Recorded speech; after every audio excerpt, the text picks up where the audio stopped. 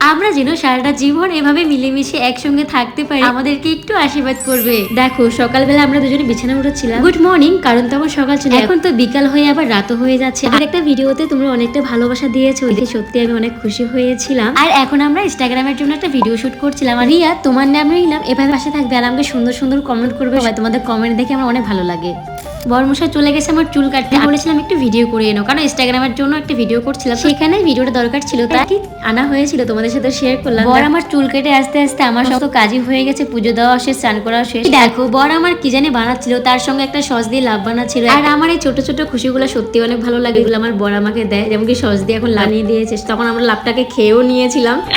আরে হেসো না, ওটা তো সস ছিল, তাহলে তো খেতেই হবে। পরে আমি একটু খাবারও খেয়েছিলাম রোদে বসে, কারণ রোদে বসে দুজনে এক থালির মধ্যে খাবার খেয়েছিলাম। পরে কাজে চলে যাবে। আমাকে আজকে নতুন বউ লাগছে, জানি না কেন, আমি লাল পরেছি তার জন্য, একটু জানিও তো।